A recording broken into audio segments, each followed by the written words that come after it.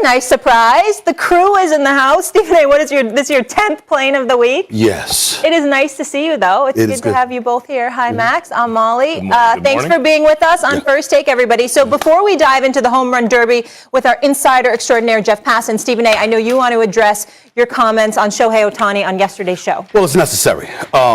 First of all, I'm a little under the weather today, so forgive me if I sound a little strange or whatever. I don't have the Rona. Well, you've been on like 8 planes but I do have a scratchy throat and a runny nose. Yep. And I'm glad Jeff Passan is going to be on the show. Let me be very clear. Could y'all put the camera on me, please? I don't need press releases. I don't need statements from the company. I don't need all of this other stuff. Let me be the first to stand up and say that I want to express my sincere apologies to the Asian community and the Asian American community.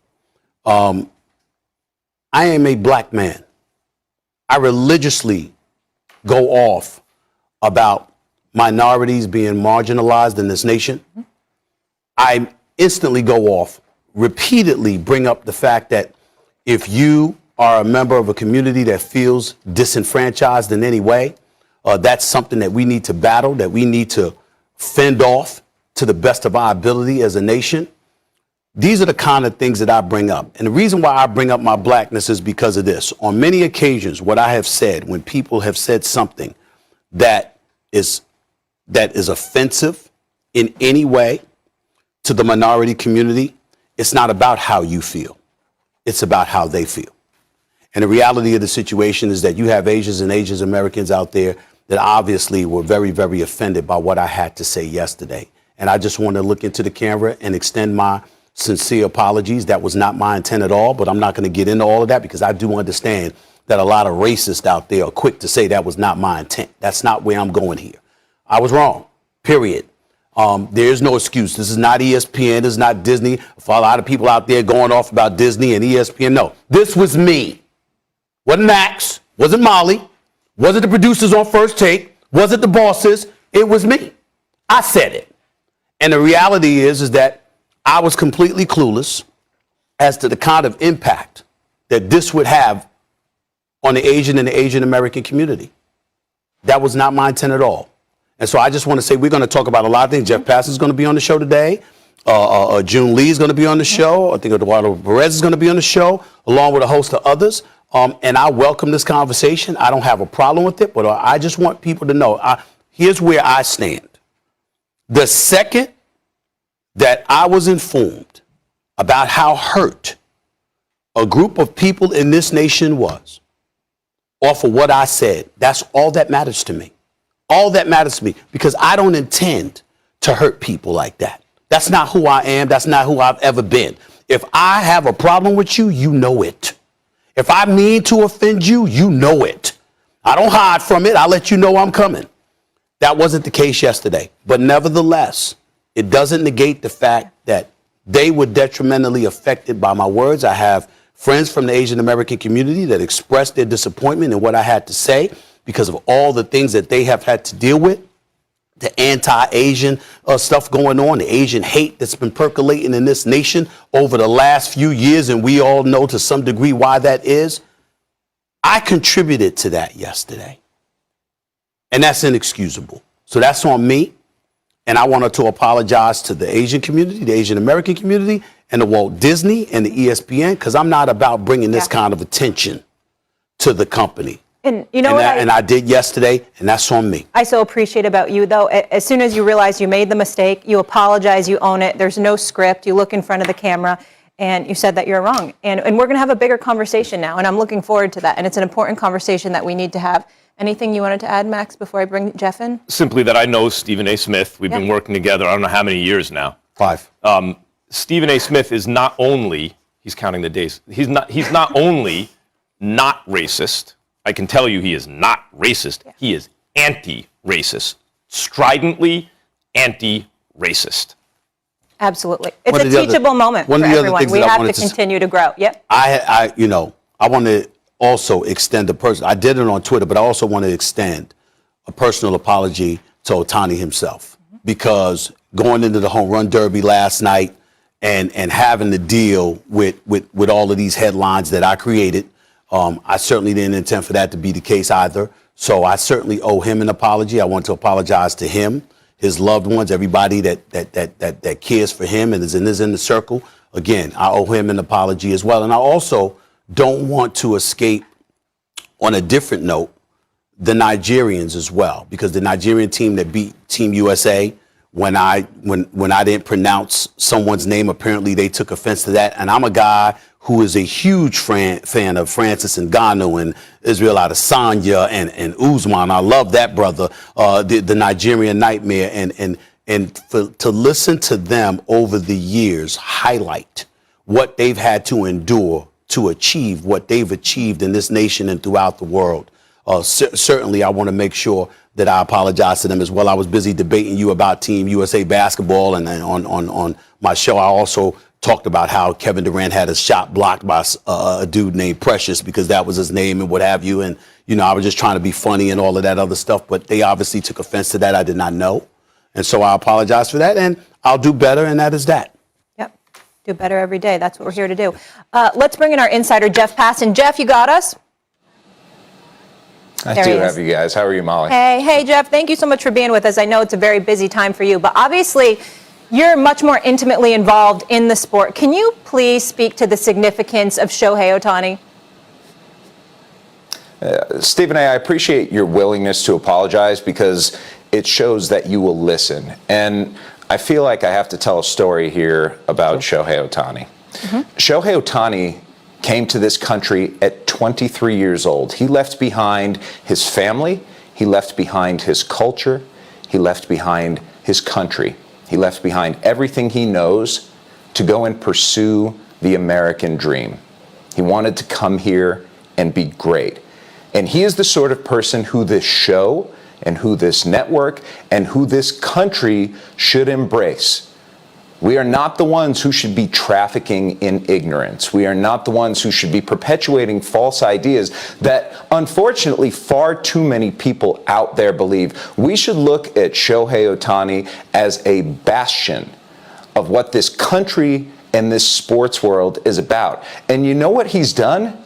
He has reached that greatness. He has achieved that. He has found it here in America. And he's done so without speaking English publicly, and he's done so speaking English to his teammates. The reality about Shohei Ohtani, Stephen A., is that he is a story that we should all be wanting to tell. And it's unfortunate that something like yesterday happened, but this gives us the opportunity to come out here today and talk about what Shohei Ohtani is doing. And what he's doing right now is something that we have not seen since Babe Ruth, something that we have not seen since Bullet Rogan and Double Duty Ratcliffe in the Negro Leagues, something I never thought that I would see again, which is someone who's starting the All-Star game today and batting first the day after putting on an electric performance in the Home Run Derby. You talked about yesterday how you on this show, addressed Shohei Ohtani only twice. Why? Look at what he's doing. That's what we should be asking ourselves. It's not that Shohei Ohtani doesn't speak English publicly and that people don't embrace him. It's that if people don't embrace him because he doesn't speak English publicly, they're the problem, not Shohei Ohtani. Well, by the way, we addressed Shohei Ohtani, I think you said twice. I thought it was more than that. But Jeff, truth be told, that's more than we addressed any other baseball topic that wasn't scandal. That's much more a reflection of baseball's marginalization culturally over the last several decades than it is a reflection of what we feel about Shohei Ohtani, which, you just said it, he's done something that really no one's done since Babe Ruth, because no one's dominated both sides of the ball like this in any major, quote-unquote, major league around the world since Ruth. And when Babe Ruth did it, it was much easier to do. The samples were smaller. There were greater deviations from the mean as a result. The best player was much better. The worst player was much worse. And guys had day jobs and off-season jobs, and it wasn't a worldwide sport where 3 generations of training go into a kid. So what Ohtani's doing is completely unlikely. And for those who would argue that, well, the pitchers have the advantage now, so it's easier to pitch, well, then explain the league lead in home runs, triples, and slugging percentage. It's incredible. Well, Yeah, and listen, I'm glad that we are talking about him right now. A point you brought up yesterday, Stephen A., about marketing Ohtani. I have a 13-year-old. His two favorite players are Fernando Tatis Jr. and Shohei Ohtani. You know, Tatis does speak English, but he's from the Dominican Republic. Ohtani does not speak English publicly, but knows how to. My son doesn't care. You know what he cares about? He cares about the fact that Shohei Ohtani hits 450-foot home runs seemingly every day. And he cares about the fact that Fernando Tatis Jr. is like the coolest person that he has ever seen. That's what baseball needs. That is the language that sells itself to fans. It's not what anyone can say. Like, I ask you this in all seriousness. Stephen A., you have been in locker rooms and clubhouses for your entire professional career. Has an athlete ever said anything to you that makes you think, boy, I want to watch this game. I want to watch him play? No, we don't watch them for the words they say. We watch them for the things they do. Okay, that's fair. But if we're going to be fair about it, and I'm certainly not implying that you're not, Jeff, you know me, I'm not running from any of this conversation again. My apologies is to the Asian and the Asian American community. Let me be very clear. I don't owe an apology to anybody else. I got a saying that when you mow the grass, the snakes come out. There's a whole bunch of people that's trying to jump on there. I see who they are, and I know who they are. I'm certainly not implying that you're one of them, Jeff. Please don't get me wrong. But you know what I'm talking about when I make a statement like that, because everybody's trying to jump on that bandwagon today. Y'all go right ahead. I'm right here. Ain't nobody running from this conversation. I will ask you a question, Jeff Passan, because I love the fact that you want to have this discussion. Do I get an opportunity to sit here and, as ignorant as it may be, to simply ask you a question or engage in a conversation and give you an individual's perspective that you simply may agree or disagree with? Because a lot of times we give apologies and then we want to run away. I don't want to run away. I want to stay right here, and I want the Asian community, I want the Asian American community, I want the white community, I want the black community. I want everybody to look at me and say, hey, if I'm ignorant about something, highlight it so we can correct it and move the conversation forward and make things better. Jeff Passan, now let me ask you this question. Having said all of that, does baseball market Ohtani or anybody else to a satisfactory degree in your estimation? No, it's been a problem for a long time now. Stop right there. And you're not wrong when you say that. You got to stop right there. Why don't they do that in your estimation?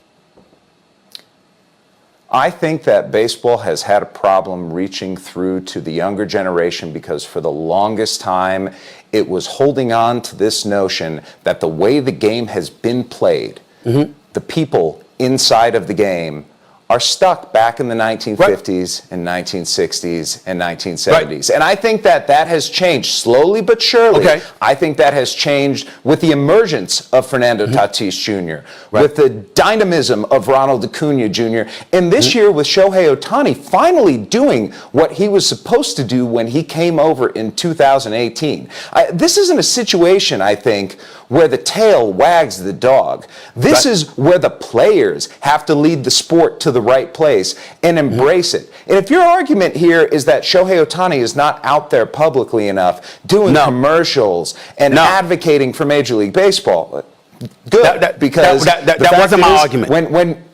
That wasn't my argument. That's where I'm going with all of this. Because see, my point is, first of all, let me be very, very clear. It's not an interrogation here. I'm the one that was wrong, not you. So I appreciate you being on the show, and I appreciate us having this conversation. I just don't want to be a phony like I know a lot of people have been in the past in terms of when they give apologies. I want to be real about it, and I want to put my ignorance on display to some degree, because I want to make sure that this is not an issue that the Asian or the Asian American community ever has to deal with again. What I'm trying to say is this. Stephen, can I tell you a story? Can I tell you a story? Because I had my own moment 3 years ago with Shohei Ohtani where I had to apologize. Back in spring training, I wrote a column after talking with scouts that said Shohei Ohtani is going to have trouble hitting in the big leagues. And it fell on its face. And a month later, I didn't just write an apology. No, I think it was like a week later. I didn't just write an apology, Stephen A. What I did was I went back and I looked at what I had done wrong. I looked at, why did I write this? The people who I talked with. Were they all a certain age, of a certain background, of a certain race? Did they all have the same sort of education and maybe fell to the same biases? I dissected what I did wrong. I did an autopsy on myself and how I approach things. And that's all I want anyone to ever do. And I appreciate us having this conversation is part of your autopsy. And I appreciate that because we all need to be better. And your commitment to doing so right here by talking about this, by taking responsibility, is a good thing and something that's going to make you better as a person and on this show as well. I thank you for saying that because that's exactly where I'm going with this, which is why I want to reveal my ignorance. I want the Asian and the Asian American community. I want the Latino community and others. I want them to know where I was coming from to correct me. Because again, I may not have known. So Jeff, here's what I'm saying. As a black man looking at Major League Baseball, watching the populace of Major League Baseball dissipate to hovering around 6 to 8%, even though they've got reviving baseball in the inner cities, the RBI program and other things that they've tried to do. When you look at it from that perspective, and then you look at the younger demographic, and you hear all the noise that we've been hearing about baseball, and Max and Molly and myself, along with everybody on this show, can attest to the fact that in most instances, one of the biggest reasons why we find ourselves talking about basketball, football, combat sports, as opposed to baseball, is because when we do talk about baseball, that's when the numbers dip. And we love baseball. And we love baseball. Jeff, we love baseball. I love my Yankees. Max. It's Max's number one sport. It's Max's number one sport, Jeff. And put Jeff up on the screen so I can see Jeff, please. What I'm saying is that when people are looking at the sport of baseball and they're wondering what was wrong, my point was it wasn't about Ohtani's greatness because we all know that he's great. And by the way, he speaks 3 different languages. And oh, by the way, the man is the closest thing to Babe Ruth that we've seen in some people's eyes. We all recognize that. But I was speaking to marketing the sport and what hiccups Major League Baseball might be entertaining in its own mind as to what works and what doesn't. And all I'm saying is that could be entirely wrong because from everything that I've heard, every time Ohtani shows up at a baseball park, the ballpark is packed, the house is packed. I get all of that. I'm just saying that as you look at Major League Baseball from a promotional perspective, that's the potential hiccup that they may have looked at. And if I'm wrong about that, please educate me. I have no problem with it. Which is why I'm happy that we're having this discussion and you bring up the word autopsy, which I think is a great word in this particular instance, because there damn sure needs to be an autopsy on what I've had to say, and I have no issue with it whatsoever. I really don't. Major League Baseball needs to do better there. There is no question about it. But it's a lot easier to do better when you have somebody like Shohei Ohtani who is displaying the skills that he is, when you have somebody like Tatis who has the swag that he does. I'm not going to sit here, Stephen A., and say that Major League Baseball has done a great job of marketing itself. The game is too slow. Honestly, the game is boring sometimes. That's just a fact. That's a reality. But they are taking steps, and I don't know if they're the right ones. It's a difficult thing to do amid this landscape where you've got the NBA, the NFL, MMA, the NHL, Euros. You've got all these things going on to differentiate your sport. But the truth is, Stephen A., the more you talk about baseball, the more people are going to watch it because they listen. And they want to see it on these airwaves. The one thing baseball has going for it more than any other sport, any other team sport, is history and its traditions, its best traditions. And the reason statistics are so important is because we like comparing across eras, and we have this enormous volume of statistical information. And that's where Ohtani is great marketing the sport, because you can trade on baseball's 100-plus year history at the highest levels and compare him and to people who played over 100 years ago and point out there's a reason this hasn't been done in over a century. Yeah, and home runs are a universal language. We all agree on that. And when we know better, we do better. Jeff, thank you so much for being with us. I do want to tag by saying this when we're speaking of diversity and inclusion. MLB is committing up to $150 million to the Players Alliance. That's aimed at increasing black representation in the sport. Rob Manfred saying, we want young people, period, playing the game, particularly young people of color. So strong message from the commissioner. Jeff, we'll talk to you soon. Jeff, thank you. Good to see you, Jeff. Thanks for having me, guys. Thank you. Still to come on First Take, we just heard obviously from Jeff Passan, but June Lee joins us later to dive even deeper into Ohtani and his significance beyond baseball. That very candid discussion one-on-one with Stephen A. in just a bit. Nobody is hiding. Plus, deja vu. Team USA loses another tune-up game before Tokyo. This time, Australia got the best of them. We'll bring on Perk to react to the L. Carry on. The Americans fall again. Previously, Team USA was 54-2 in exhibition games, and now we've already reached that loss total in Vegas. Is it time to panic ahead of Tokyo? Damian Lillard led Team USA with 22 points. KD scored 17. Bradley Beal finished with 12. Here's Coach. You know, you asked the same sort of question, the same family of question last time, where you assume things that are not true. When you just mentioned, you know, blowing these teams out, that's never happened. So I don't know where you get that. Can I finish? Can I finish? You're saying that's not true. Your average mark Can I finish my statement? is like 30 points a game.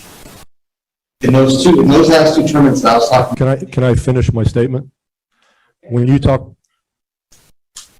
You just told me that it's not true, and I'm telling you your average mark. are you going to let me finish my statement or not?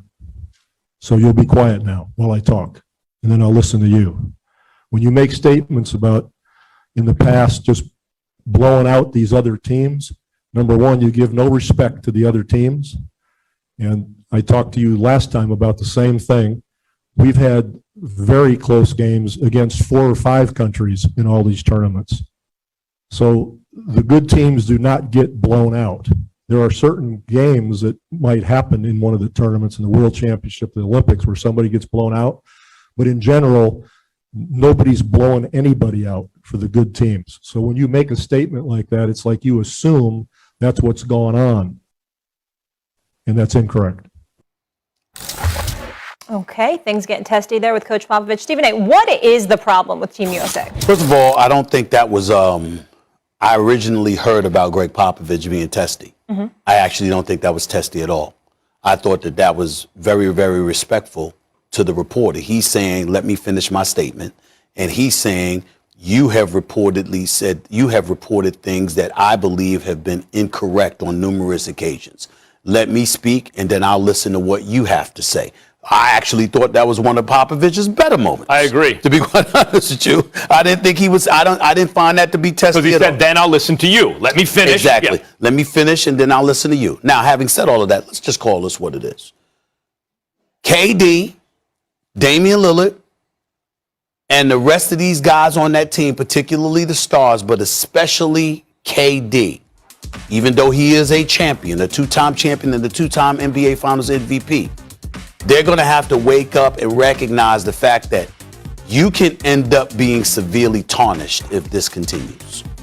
Now, we all look at USA basketball, Team USA, Molly and Max, and we recognize something that has changed.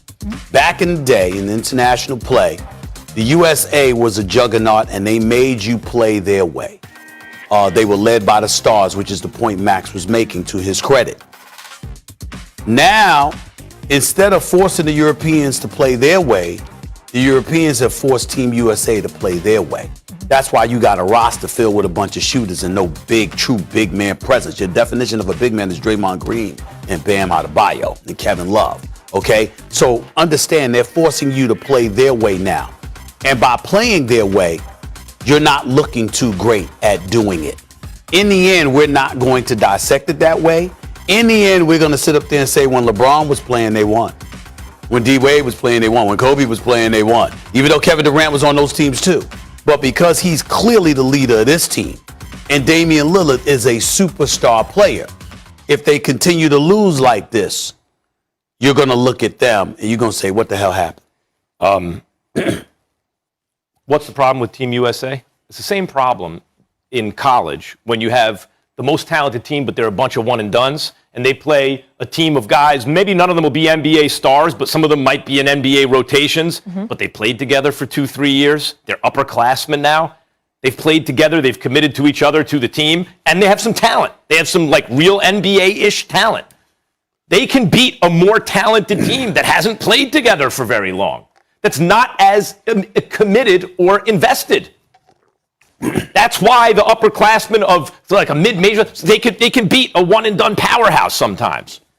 And that's what's happening right now. This is like a one-and-done powerhouse. And when the Team USA is constructed, when you have, let's say it was a team of Steph, Harden, Kawhi, LeBron, and KD in the starting five, then none of this stuff matters because at a certain point, you have so much talent, it's just not going to matter. Look at the Brooklyn Nets whenever they were almost healthy, right? But when you start to degrade that roster, and now it's not all MVP caliber players, it's MVP caliber players with all-stars and maybe some guys who are only sometimes all-stars. Now these guys have to be committed.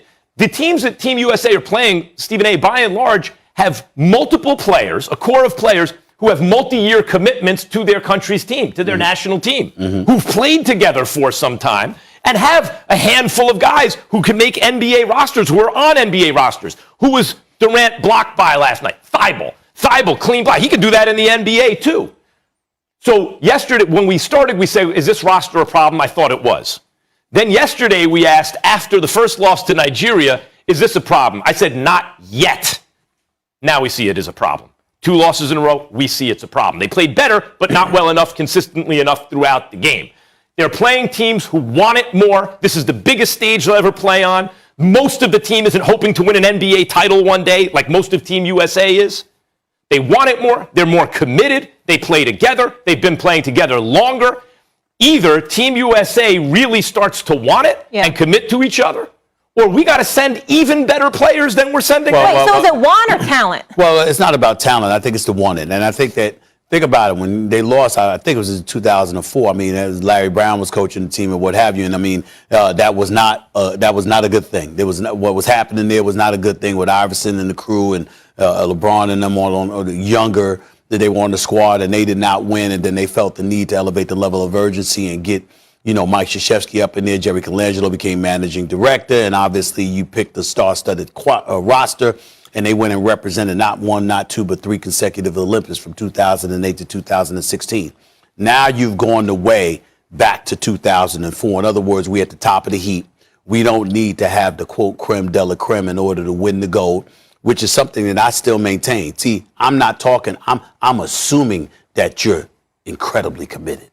I'm saying that from a talent perspective, there should be no issue. I'm looking at the talent on this squad. You should be playing better. You should be more effective. And right now, if Kevin Durant, who is clearly the face and the leader of this squad, is associated with a collapse in Olympic play, particularly coming off of what just happened to Brooklyn, as spectacular as he was, we all know that. Kyrie gets hurt. If Kyrie isn't hurt, I believe they're in the finals right now. All right, James Harden, same thing.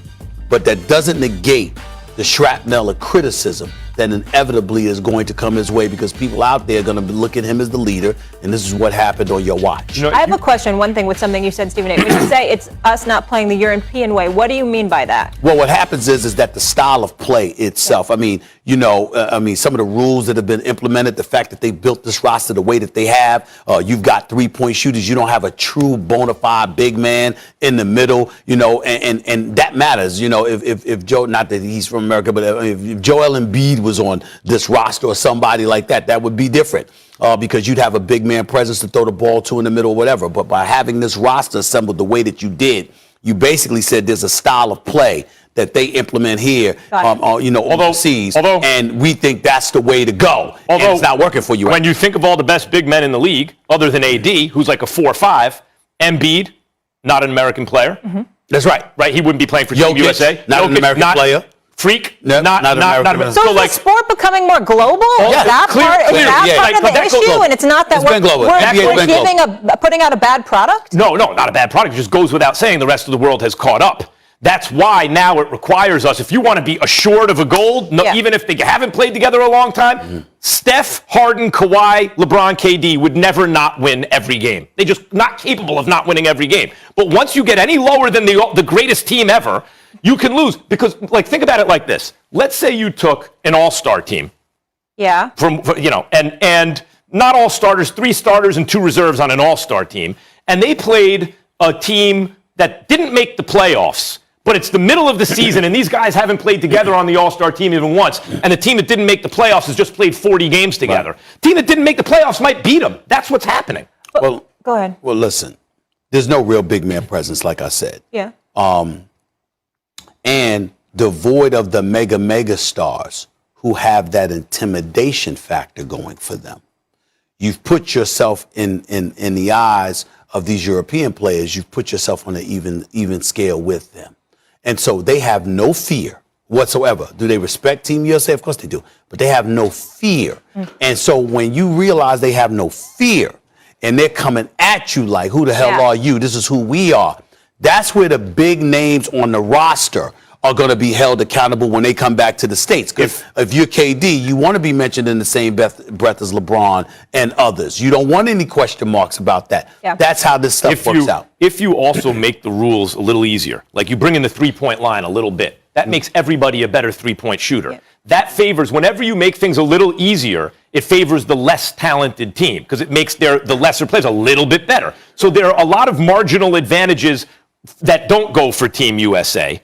And on top of that, these guys have played together and are committed. Of course, and it's that everything to gain, nothing to lose attitude. I just want to say that when you mentioned like Steph, Harden, I think Kawhi, Kyrie, a lot of those guys dealt with injuries this season. So do we even really want to see them out there? No. That's the other question too. For sure. What I mean is if you took our very best Team USA, of course, even with everything we're talking about, they'd still win all the games because at a certain point there's just too much talent. That's not the team we sent.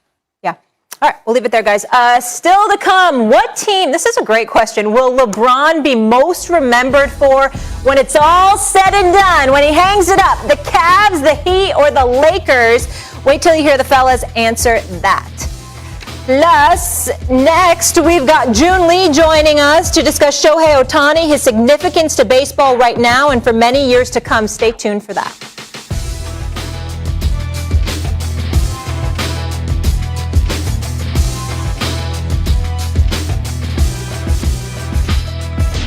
Shohei Ohtani has been doing unprecedented things this season, and now he'll continue that on one of baseball's biggest stages as the two-way star will start on the hill and bat leadoff for the American League team in the 2021 All-Star Game on Tuesday in Colorado. Ohtani showing up for the fans. Here's Dave Roberts. Well, we did. We wanted him. He didn't. So did we. He didn't pick us. So we did, but until you know, you don't. And so to see it kind of play out like it has, we're all fans of baseball, and to see something that really hasn't been done in generations is, where in my opinion, it's the best talent ever in baseball, 1 through 850 or whatever, and for him to be this marquee player, it's remarkable. High praise from Roberts. We now welcome in ESPN staff writer June Lee for a candid conversation. June, first let me say, I love the fit. I love the flavor. You're bringing a first take. We need that. Thank you so much for being with us and doing this conversation with Stephen A. And Stephen A., I'll let you take it away. Well, first of all, thanks a lot. And thanks, June, for coming on. They told me that you was going to be on First Take, and then you and I spoke last night, and you can reveal whatever you want about that conversation that you and I had last night. You can choose to pick, you can choose to articulate and expose everything that we talked about to your liking. I don't care. It doesn't matter. I just wanted to make sure that you and everybody in the Asian American community understood that I was deeply sorry for any kind of feelings that I caused, period.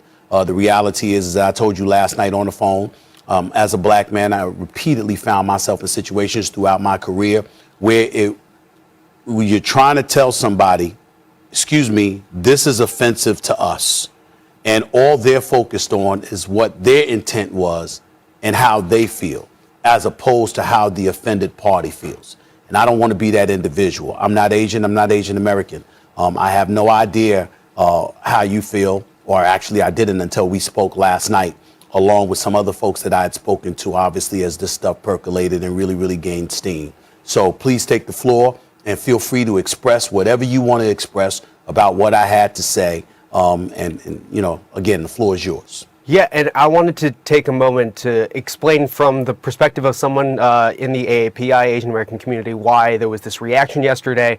I think the way that the comments came across and were received by people, by myself personally, by my friends, by my cousin who I talked to on the phone, it was a lot of exacerbating and kind of furthering the narrative of the perpetual foreigner stereotype, which goes into this idea that Asian Americans or Asian people in this country, regardless of what they do, because they come from a culture in the East, there's a cultural gap there that is often hard to bridge because the East and the West just value different things, and there's also the language gap as well. I came to the United States when I was 2 months old. English is my second language. My mom came over here, did not really know how to speak English fluently, so this is something that was incredibly personal to me. And so hearing that on television and hearing someone say that someone needs to learn English in order to be the face of baseball, I feel like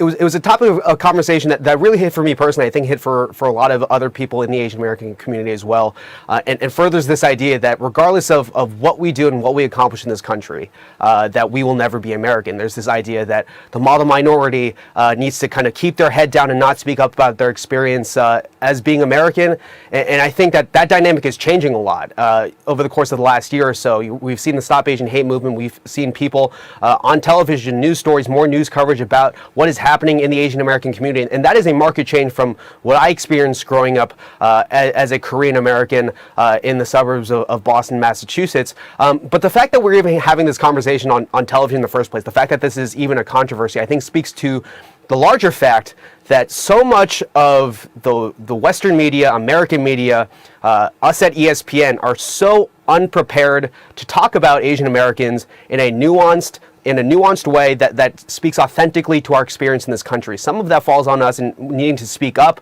about what it's like to be Asian American, but it also falls on the institutions, on ESPN, on other media outlets covering the Asian American community to know about the generational history, the generational trauma in this country, the killing of Vincent Chin, the internment camps of Japanese Americans during the course of World War II, and how that affects kind of how we talk about Asian Americans. And we've seen this across the board, in the course of how Asian Americans have been in pop culture, the way that BTS is covered, the way that Jeremy Lin was covered during the Heart of Linsanity. There was an incident that happened here at ESPN where there was an insensitive headline, a racist headline that was put out there, and people are not aware of how that kind of discourse affects the Asian American community. So I wanted to take this opportunity to speak up about how yesterday's discourse and how what you said on television yesterday affected the Asian American community, and how it's on ESPN and on the rest of the media institutions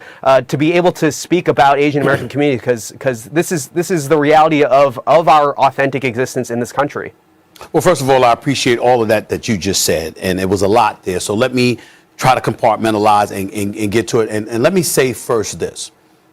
We can't have a discussion about it if I'm not willing to put my ignorance on display. Absolutely. See, to me, the problem is that when you have folks that make mistakes, they double down, they try to defend it, and then want to run and don't want to talk about it. See, I want to be able to talk. I want to be able to talk about it, and I want to be able to expose my level of ignorance so you can then piggyback off of that, combat it, and we can knock down some of these barriers that you've alluded to that you guys face as members of the Asian and the Asian American community and beyond. So I want to do that, okay? So I'm coming at you with this, willing to put myself on Front Street just so we can move this conversation forward. And this is not something that ever has to happen to anybody again. I was wrong. It's on me. It's not on ESPN. It's not on Walt Disney. Not on Molly, Max, anybody first. That's me. I said it, okay? Now let's get to this.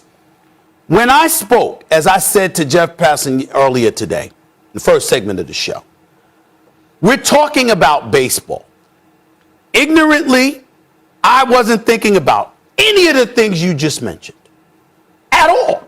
I was thinking about the sport of Major League Baseball is having a problem ingratiating itself with the younger demographic.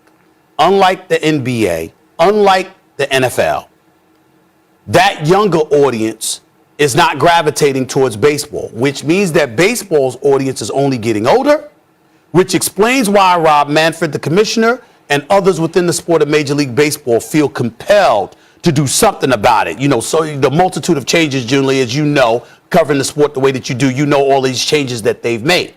And what I was trying to say, ultimately and ignorantly, is that a guy like Ohtani, because he's a guy that has an interpreter, is that going to successfully go about the business of ingratiating you with the younger audience to promote the sport of baseball? I had no idea until you and so many others explained all the tentacles that statements like I made yesterday had attached to it, and the kind of detrimental effect that had on the Asian and the Asian American community. And that's why I wanted to apologize. And I want to be educated because I want to make sure that not just me, but all of us are capable of recognizing what are the kind of thoughts that permeate through you guys' minds so we can avoid thinking that way, feeling a certain way, acting a certain way that's detriment to your community and basically to all of us, because as far as I'm concerned, we're all a part of the same community. Your thoughts about that? Please take it away. Yeah, I mean, the fact that we're having this conversation on national television right now, I'm hoping is going to help further this discourse and move it forward, because if we deny the fact that Asian Americans have this existence in this country, you're only kind of putting barriers to making, the idealistic idea of this kind of discourse happening in public more difficult to have happen.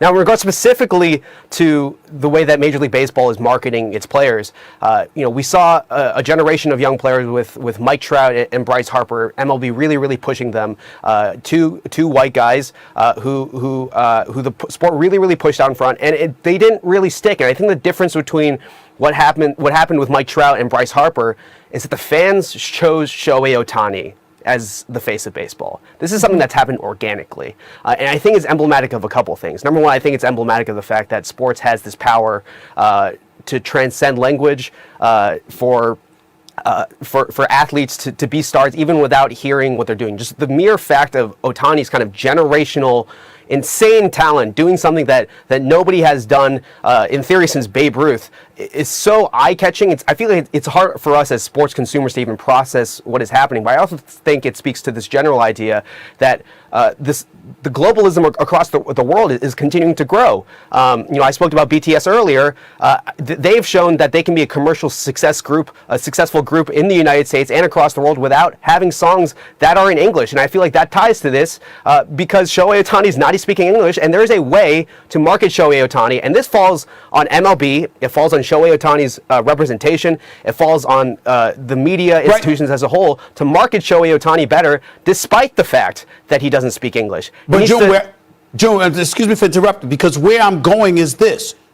Based on what you just said, do you believe baseball feels that way? Do you believe baseball has shown any evidence that they feel exactly what you just pointed out? Because I'm challenging whether or not that's the case for them. I know what they need to do because the world has changed. All right. Globally, the world has changed. It's not what it used to be. It's certainly not what it used to be in America. Clearly, you don't have to market a white individual in order to elevate the profile of a sport in this day and age. But do you believe baseball believes that?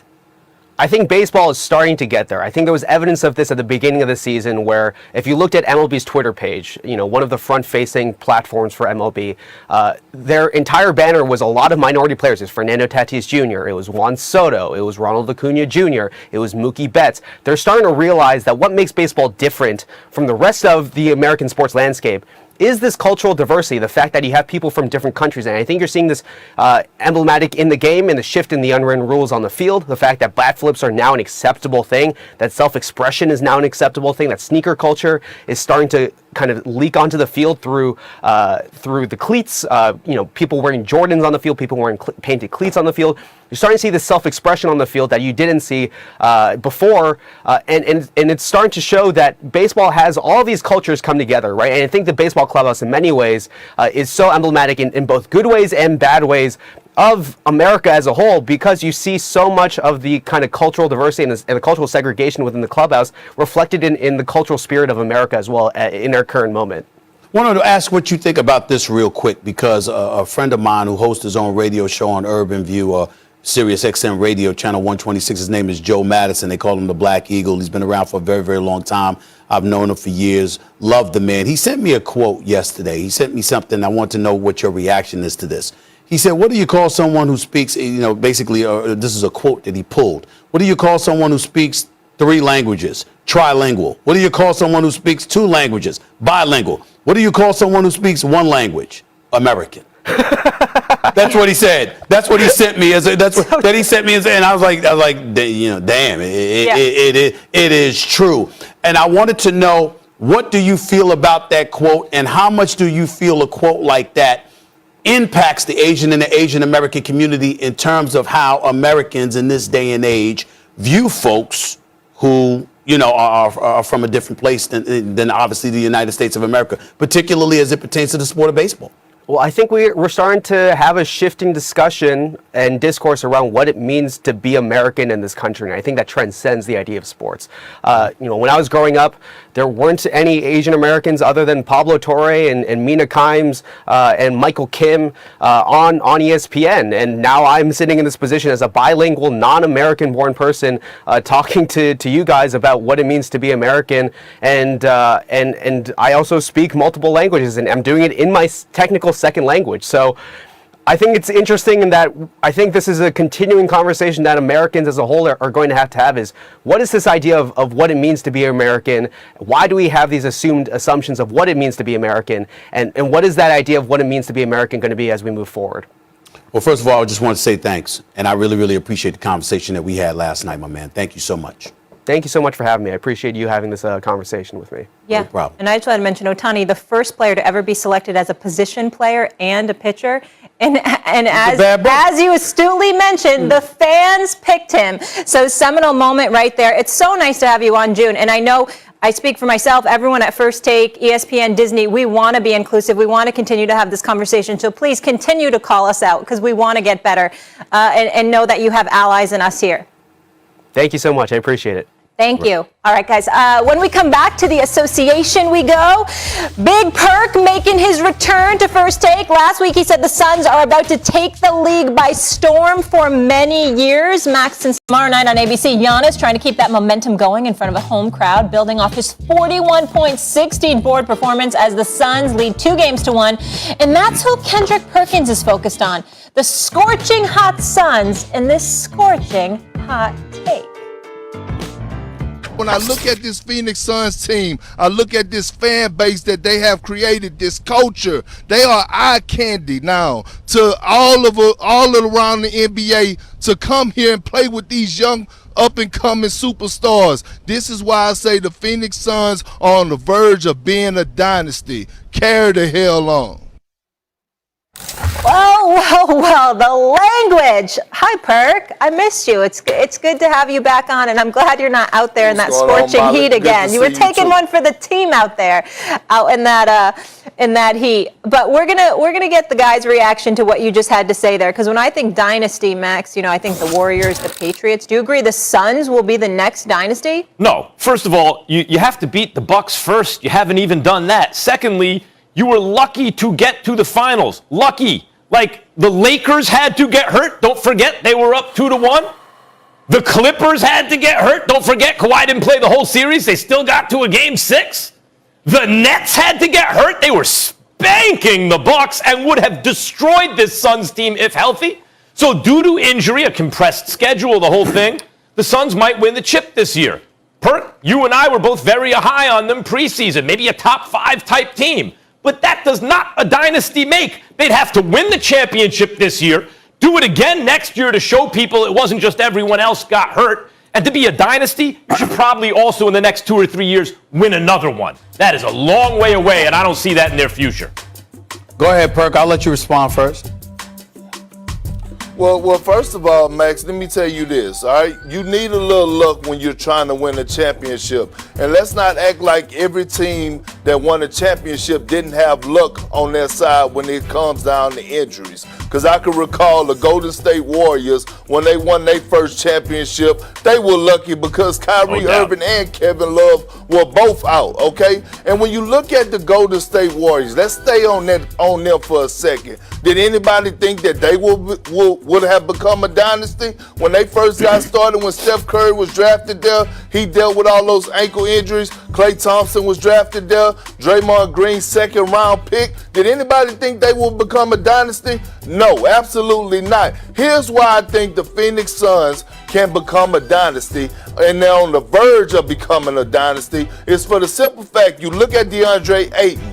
He's on the rise. He's a walking 20 and 10 guy. He's 22 years of age. He's far from scratching the surface of his prime. You look at Devin Booker, me, Max, and Stephen A. all think Devin Booker is a superstar, which he is. He's 24 years of age. You look at Mikal Bridges, a number 10 pick. He has the potential to continue to grow. Now, when you look at this culture, you look at a young Monty Williams, a guy that's not even 50 years old yet, has developed this culture along with James Jones, who is well respected around the league, and they go on to win a championship this year. Guess what? I said it then and I said it before. They are eye candy, meaning they are an attractive place to come to, attractive place to come and play with, right? To come play at. When you look at Phoenix, yes, it's hot as hell down there, but it's still not a bad city. Scottsdale is pretty damn good. But when you look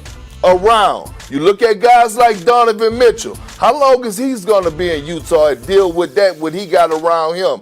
What is his patience going to look like? We saw what Kevin Durant did. He saw Golden State playing inspiring basketball. He saw their culture. He went over there. Who's to say Donovan Mitchell, a guy like Donovan Mitchell, wouldn't go to Phoenix? So when I say this, I'm saying this looking at where their young stars are and that they're now an attractive place to play in.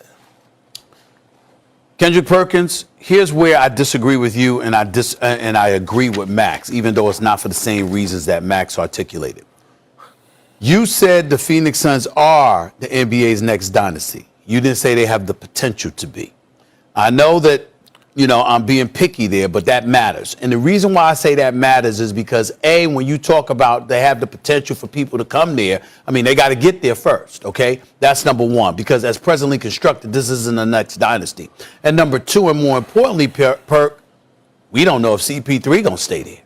That's a big deal. Because when you got a floor general like that, who's a leader on and off the court, who the players gravitate to, that has had a profound impact on this team. What happens if he decides, well, I'm getting paid $44 million this year, but I'm opting out, which he's expected to do, because I'm looking for 3 years and $100 million from somewhere else, and I think I can get it, particularly if I win a championship, and that place might not be Phoenix. What if it's L.A., Perk? Because guess what? The family still lives in L.A. That's why he's in Phoenix, because, again, he's close enough to L.A. to get to them, but in the same breath, okay, he's still not there to, because he's focusing on his basketball, whatever. But if he decides to go to LA and play with LeBron, what then? So I think that we got to look at it from that perspective and hold off on the dynasty proclamations. Clearly, they got a shot. They have the potential. I don't disagree with that at all, Perk. I'm just not ready to go there yet. And Perk, real quick, the Warriors would never have been a dynasty if KD didn't go there. They were lucky to win in 2000. Yeah, I'm saying they were lucky in 2015 that Kyrie and Kevin Love got hurt. They lost in 16. Then they got Kevin Durant and won 2 more. Perk, if the Suns get KD, I stand corrected. Otherwise, that ain't a dynasty. Max, okay, and that goes back to my point. You just made it even more valid. My point is that KD went to Golden State. Why? Because it was an attractive place. Klay Thompson, Draymond Green, Steph Curry, he made it attractive. That's why Kevin Durant went there. Okay, that's what I'm telling you about the Phoenix Suns. Stephen A., to your point, LeBron James and Chris Paul ain't getting no younger. These guys are scratching the surface of being 40 years of age. When I look at what Devin Booker, the leadership, when I look at the growth of DeAndre Ayton, I'm watching Devin Booker. It's not CP3 that's talking in the huddle right now. It's Devin Booker. That means that goes to show me that CP3 has rubbed off on them. Okay? And when you look at what Devin Booker did when CP3 was out, what did he do, Stephen A? He dropped a 40-point triple-double, meaning he was able to get his and get others around him better. So when I say this, I'm looking at it again.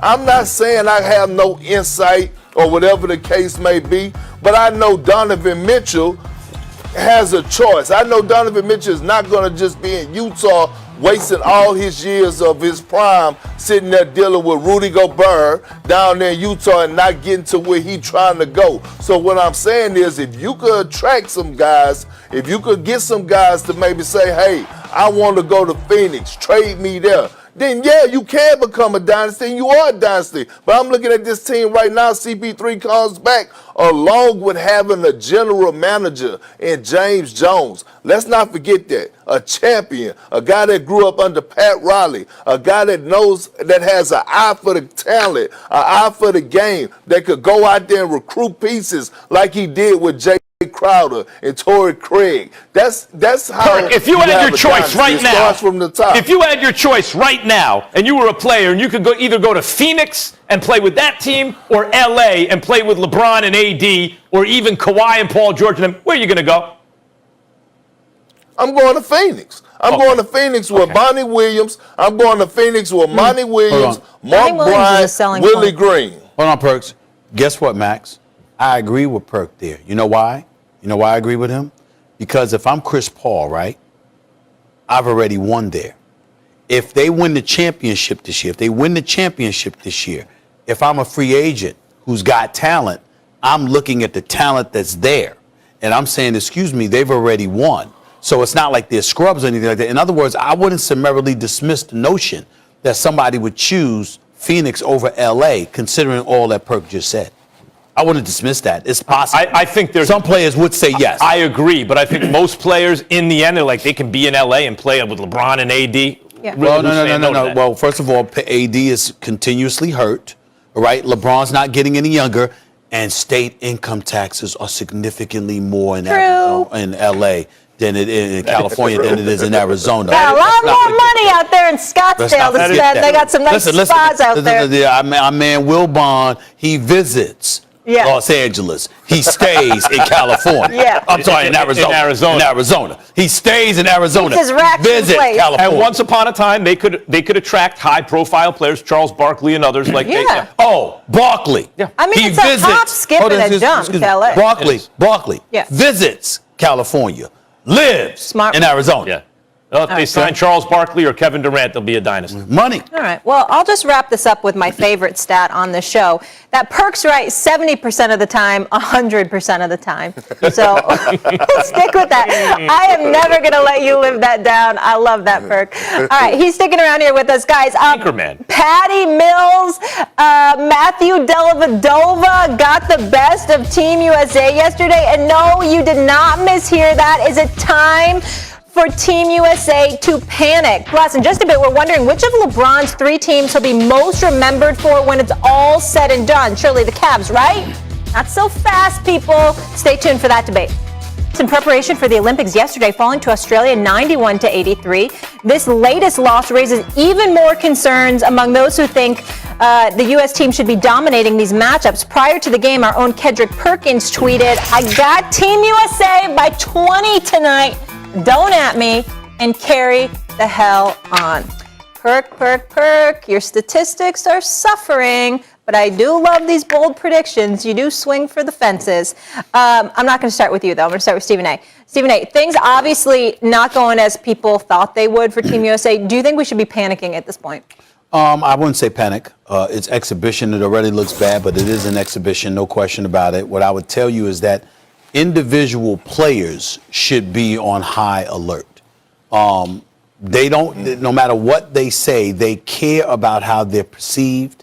They care about their quote unquote brand. They care about a lot of these things, particularly if you're somebody like Kevin Durant, who I believe is the best player on the planet when healthy.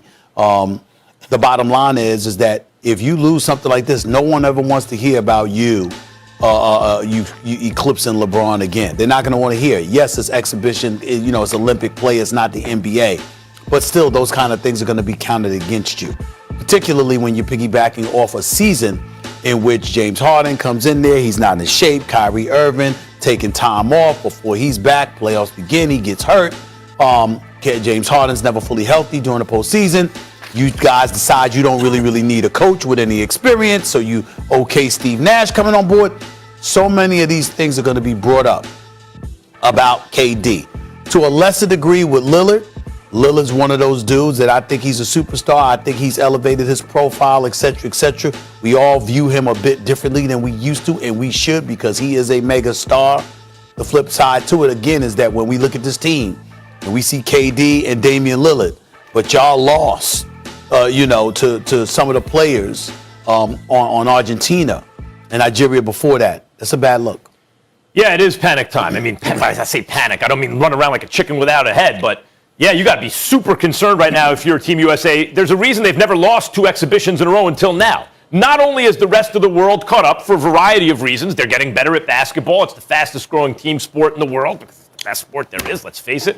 And as a result, the gap has narrowed. The rules favor lesser teams, like a closer three-point line. When things are made a little easier, it means that talent is leveled a little bit because you don't have to be as talented to do certain things. Okay, so there's an example on the margins that levels things a little bit. These international teams they're playing have 4 or 5 sometimes guys who are NBA-ish, sometimes half a dozen players who are NBA-ish type talent, either NBA or EuroLeague kind of level talent, like very high level talent. And more importantly, they've been playing together for years. They make multi-year commitments to their national teams. So if you were to take an all-star team in the NBA, let's say not all starters, 3 starters and 2 reserves, because that's the kind of team we sent. We didn't send Steph and Harden and Kawhi and LeBron and KD, right? That team couldn't lose if they tried. We didn't send 5 MVPs. We sent, some all-star starters and some reserves. If that team just got together, practiced for a couple weeks and had to play a team, even if it wasn't a playoff team, but an NBA team that had been playing together for a couple of years, they might lose. They might lose some games. That's possible. That's why in the NCAA tournament, a lot of one and done type teams don't usually win the whole thing unless it's a Kentucky team that has the number 1 and 2 picks in the draft.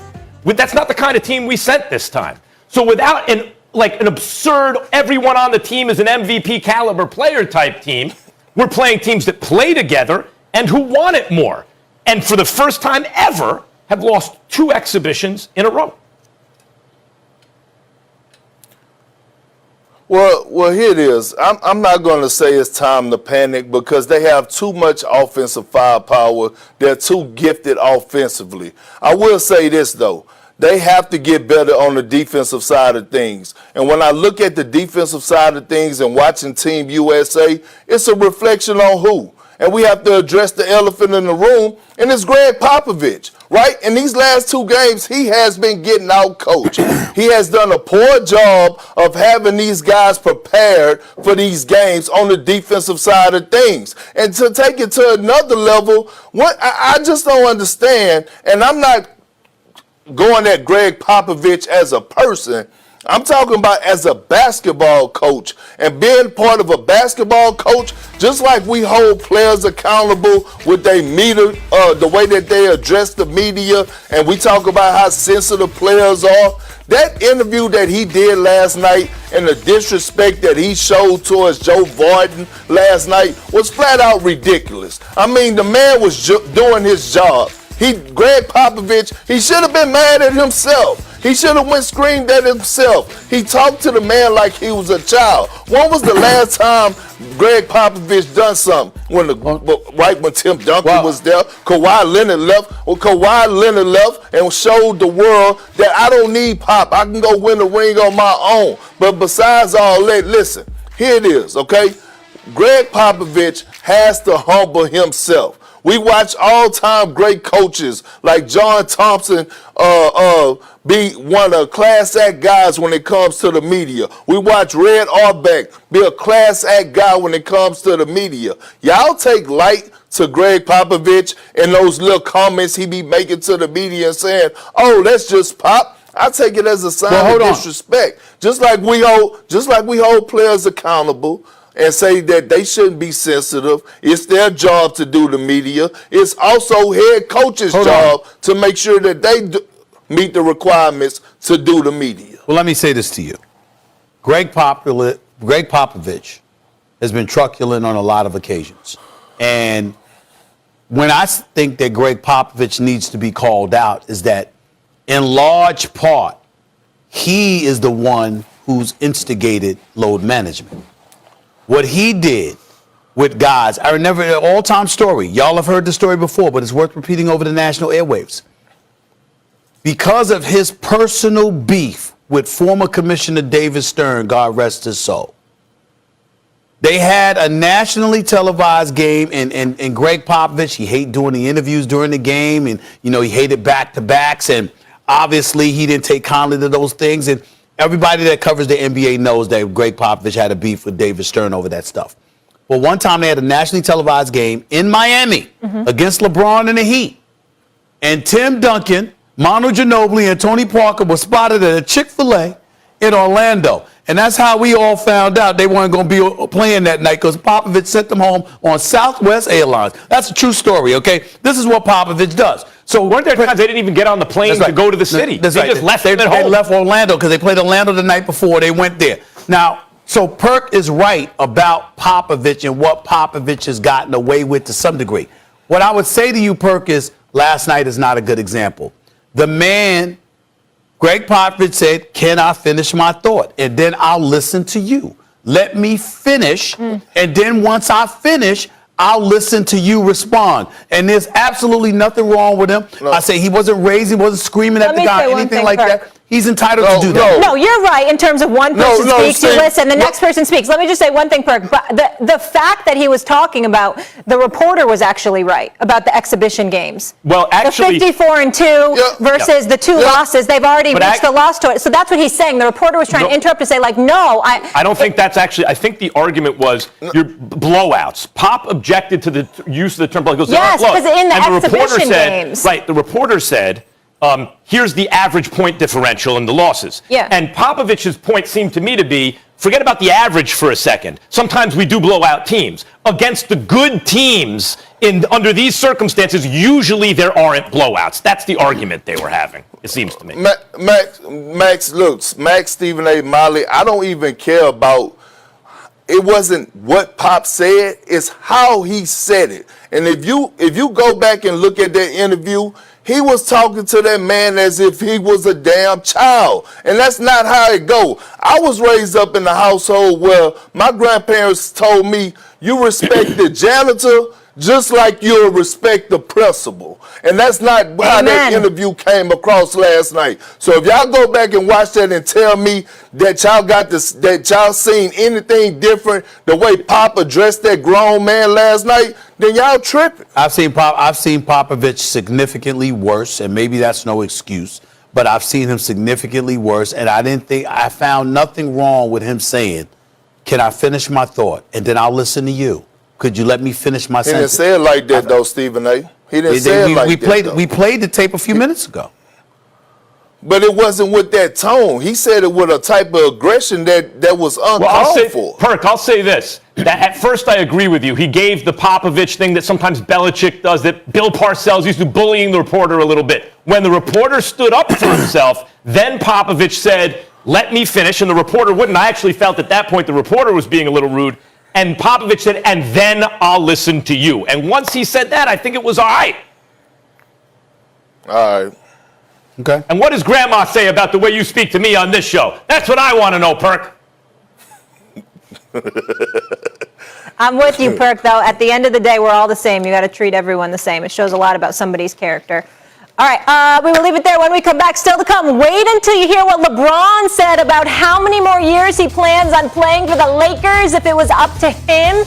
You don't want to miss that. Season number 3 in LA didn't exactly go as planned for LeBron James. What was hoped to be a repeat championship season was instead filled with injuries and an early playoff exit. King James doesn't see himself going anywhere, though. Here he is talking about his plans for the future. I really hope that I can finish my career with the Lakers, and how many years that is, if it's 4, 5, 6, whatever, 7. There we go. I hope I can continue to play the game. I love being in LA. My family loves being in LA. Being with a historical franchise like the Lakers is something like, it's like me, being in Space Jam now. I never thought it'd be possible. You think about Kareem and Magic and Wilt and Jerry West and Elgin Baylor, Kobe, Shaq, all the whole list goes on. LeBron seems to be living his best life, loving being in LA, loving playing for the Lakers. He mentioned, he could play 5, 6 years. We could see what happens, kind of like Tom Brady. Stephen A., let me ask you this. If he does play 5 more years, what team will he most be remembered for playing with? Well, listen, a lot of people will easily say Cleveland. The championship, erased the 52-year curse from Akron, Ohio. To me, it's the Miami Heat. 4 years, Hold on, I'm just getting a little emotional right now. You know, just You're most remembered in Miami. it was This is the highlight of your life. You most remembered the trips to Miami. This isn't about LeBron. It was so special. It was just so special. And I got to tell you, to go to the finals 4 straight years, to win the championship, you know, I mean, hey, LeBron James, you know, some of those alley-oops D-Wade was throwing to him, even though it was in a road uniform at the Staples Center, when LeBron James came back from 27 down against Cleveland and just stared at the crowd and stuff like that, when LeBron jumped over, John Lucas, and it was, there's just so many special moments that you have seen LeBron do in a Miami Heat uniform, and then it's the American Airlines Arena is right there near Biscayne Bay, and the yachts outside and the sunshine and the whole nine. And with D-Wade as his teammate, looking at some of those outfits D-Wade used to walk into the arena with. D-Wade can dress. Sometimes.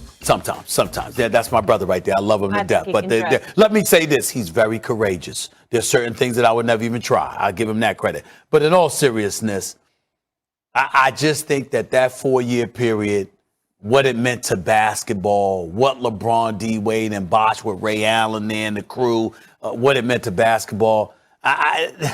There's nothing that LeBron does that's more, the word's memorable to me.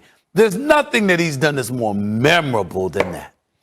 I think the most memorable thing he did was the comeback in 2016 against the Warriors, actually. I think that's his greatest accomplishment. And the not 3, not 4, not 5, that's big. That's why it's a good question. The answer is, if he plays another, say, 5 years, because he said whether it's 4, 5, 6, 7 more years, let's say he plays another 5 years with the Lakers. I'm going to say he wins at least one more championship. What that would mean is he played twice as many seasons in LA as in Miami. It means he will have won twice as many championships on the Lakers as with the Cavs. It means he will be remembered primarily as a Laker. Tough, everybody. That's the way it is. The Lakers are the most important franchise. The Lakers as a franchise, take every other franchise in the NBA, combine them. Doesn't equal the Lakers.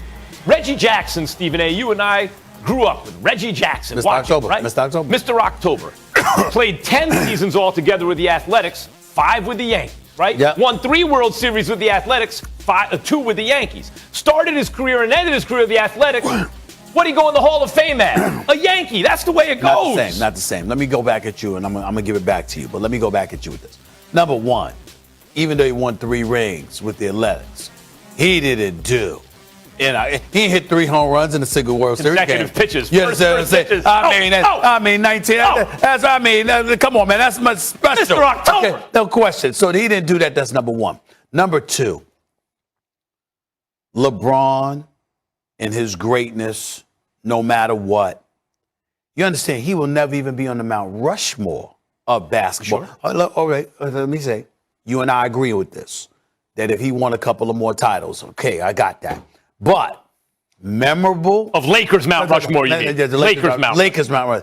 There is no way in hell that LeBron James will be more remembered as a Laker than he is as a Miami Heat. Oh, no. He won't even be more remembered as a Laker than he will as a Cleveland Cavalier. I'm telling you right now, Miami and Miami with Pat Riley, with D-Wade. That was the best version of LeBron. Oh. Yes. But can I just say one thing, and I'm not trying to debate you guys, but I feel like this is a little bit about your personal agendas. It's you in Miami, the glory days, LeBron in his glory days. It's you when he came back on the Warriors. So negative. No. Let me just finish. I've been going to Miami since I'm a teen. You don't need to twist my arm on Miami. I love that city. I'm not commenting on any other cities, but I truly enjoy the city of Miami, and I will leave it at that. Not just you, Stephen A. Okay, let's stay focused. Hold on. Wait. But to get to your point, though. No, I didn't get to it. You don't know where I'm going. You say negative. You say no. I'm not saying negative. I'm saying it has to be Cleveland. Like, if he had to pick a jersey to retire in, it has to be. He's the kid from Akron. Yeah, that's fine. But in terms of more memorable, which one is it? I think it's because he went back. He went back to his hometown and he delivered the championship. He delivered the promise. There are 3 big storylines, and the difficulty with arguing the Lakers' position right now is the fact is the question is if he plays another 5 years in LA. That's now, fair, I'm Max. assuming I don't care. those 5 years will be at a high level. No, that one You're right tugs to at bring your that up. heartstrings. No. Max is right to bring that up because we're projecting. But I will say this. You're entitled to have these personal feelings if they're supported by objective facts. Yeah. The reality of the situation, Molly, is this. What I'm saying about it ain't wrong in terms of how memorable that time in Miami was. It's just supported by the fact that I loved it so much. You could make a good argument for any one of supported by hometown Molly, hero. you could make a good argument for any one of the three teams. I will- You can't just act like, oh, it's Cleveland or it's Miami or it's LA. I would openly confess this on national television. ESPN sent me to Miami on numerous occasions. Oh, Lord. Late night, early morning. I had to work long hours. There was never a complaint. Ever.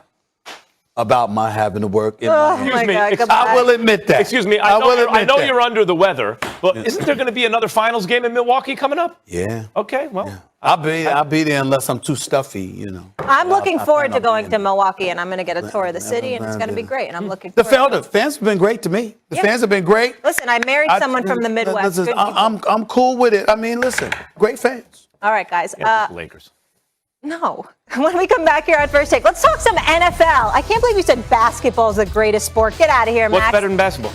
The NFL. And why is the NBA the fastest growing sport around the world? What about in America? Speaking of beefs, Stephen A. standing up for his Steelers, while Max, he's still riding that Browns train. Someday your prediction might come true, Max.